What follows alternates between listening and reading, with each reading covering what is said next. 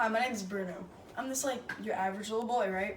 So one night I'm just sitting at dinner with my family, and these people named like the Fuhrers come over. I didn't really know who they were, but I mean, I didn't really care. It was just normal company. And like as I mentioned, my dad's like really high in the military, so we had people over a lot.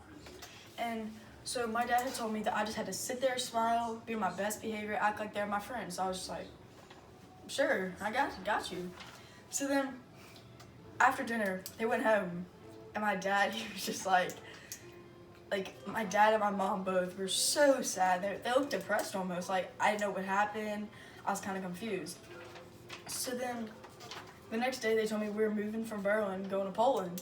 I was kind of confused. But I mean, hey, I don't have an opinion if we get to move or not. So I just had to listen to them. So I moved with them, right? And then we pulled up to this nasty old shack called the Outwith. And I was so confused. Like, we go from our big old mansion to this Outwith house that's only 2 stories tall.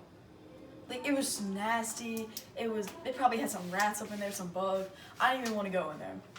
But, you know, me, no opinion, I kind of had to. I was kind of forced. So then I hated it. Like, it was nasty. I didn't have any friends to play with. Like, it was so bland. Like, it was boring. Not bright colors, just dull. So then I was just like, there was nothing to do. No boys. So I was just like, I'll go upstairs to my room. Maybe that'll make me happier. Went up to my room. It was bland. Nothing was in there. Nothing to do. It was so boring. But then I had a window. So I look out my window, and I look out. I'm just looking around, and I see this little like fenced area. It's got a bunch of people in there, and they're wearing like the same clothes. It's like black and white stripes. They all had a hat, and I thought it was maybe like a school or something. So like there were a bunch of boys in there I could play with, because it was far away. I couldn't even tell. So I was just like, what if I could go play with those boys? It'd give me something to do. So I went to my sister's room, and I was like, hey, what are those people over there? She's like, where? So I brought it to my room, looked out my window, and she was like, oh, those people. I was like, yeah, who are they? She's like, those are Jews. Alright, so Jews. My sister told me that they're those people that like have matching clothes, shaved heads, like don't really get who they are. So I was like, if they're Jews, what are we? She's like, she didn't know. So she thought about it for a minute. She was like, we're non-Jews. I was like, non-Jews. Alright, so me, you, non-Jews, you get it? Yeah. So we're non-Jews now. So then, like, that had me some thinking, like, matching clothes, shaved heads, all stuck in a fence. Kind of weird to me. But I was just like, I mean, who cares? So I had nothing to do in my house. So I was just like, how about I go on an adventure? Like, I'll find some little boy to play with. I'll find something interesting to do. Some little thing. I don't even know. So I was on my adventure. So I walked for, I don't even know how long. Could have been a mile. Could have been 76 miles. I was tired. I was little. I had my little legs. And I didn't know how far I went, where I was going. So I just walked down the street.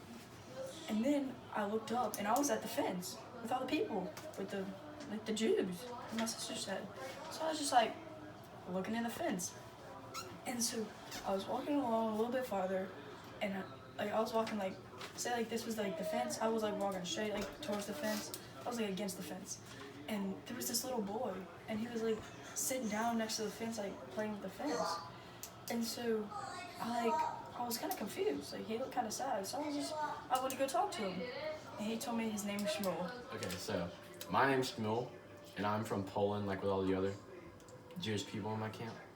And so we started off as just like normal kids, just playing around the neighborhood, going to the church on Sundays, and everything was normal. And then there was this one night called Kristallnacht, the night of the broken glass. And little by little, the Germans started taking all of us to these little camps and making us do labor and shaving our heads and making us wear matching uniforms like we were animals or something. And I really don't get it. So this makes me all really sad and really depressed. So sometimes I just take myself away from the camp to get away from it all and just sit on this little tree stump and think about my life before it was like this. And so this one day, this little boy came up to me and started talking to me, and I looked up and I was kind of confused. I was like, I mean, I'm a Jew. What's this kid doing here? And he introduced himself and tells me his name's Bruno and tells me he lives over there. So I got kind of suspicious. Hey, I'm Bruno, and I'm a non-Jew. And I'm Shmuel, a Jew. And like aside from those differences, me and Bruno like became great friends through this experience. And he would come visit me every day, and we would talk, and it kind of like helped me get past the depression of that concentration camp.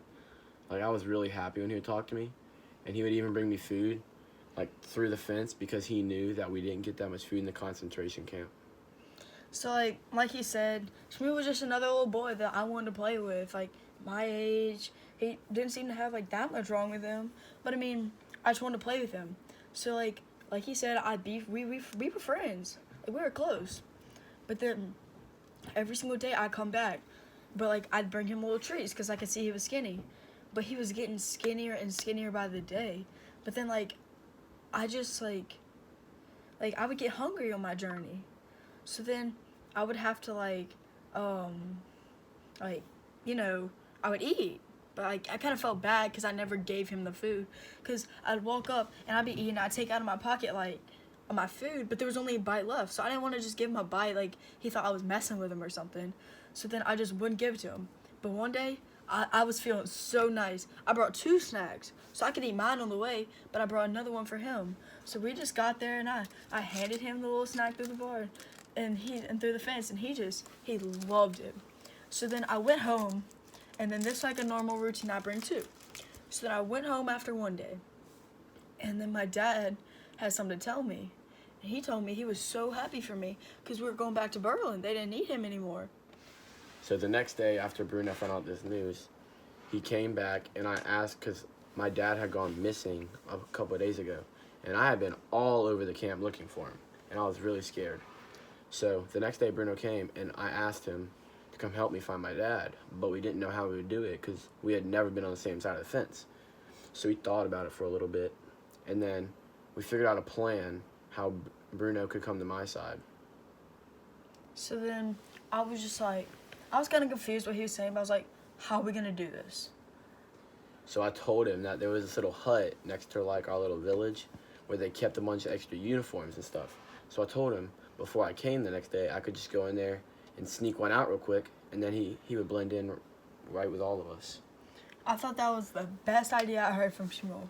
So I went home that day, and I was sad because the next day I was gonna be leaving, but I was kind of excited because like I got to go home. But then I went to bed like usual, and the next day I get up, it's raining. You won't believe it. Like I didn't think. I was like, okay, I have to do this for Shmuel. Like, I'm gonna make that journey. So I put on my clothes, my coat, put on my boots. I was like, I'm doing this. So I went out the house, and I started walking my journey down the road next to the fence. And then, so I was like freaking out. I was like, oh my gosh, Shmuel's not gonna be there. He's trying to stay inside from the rain. Like, what if he's not there? And I made that whole journey. So then my boots were filled with the water, I was drenched, and my clothes were sticking to me. So I didn't know how this was gonna work. But then when I got there, I was so excited to see Shmuel next to that gate. And then by himself, I thought he was pretty excited to see me too. So then he was just like, hey, how you been, Bruno? And so I was like, I've been pretty good. Like, I'm sorry, I'm like an hour late, but it's okay. So, how are we gonna find your dad? And he's like, here's your clothes. And then I was like, where are they? And so he handed me my clothes. Oh, here's your clothes. Oh, thanks, bro. All right. So then we talked for a couple minutes. And so, like, how we were gonna go find his dad. So, got our plan down. We talked. And then I went under the fence.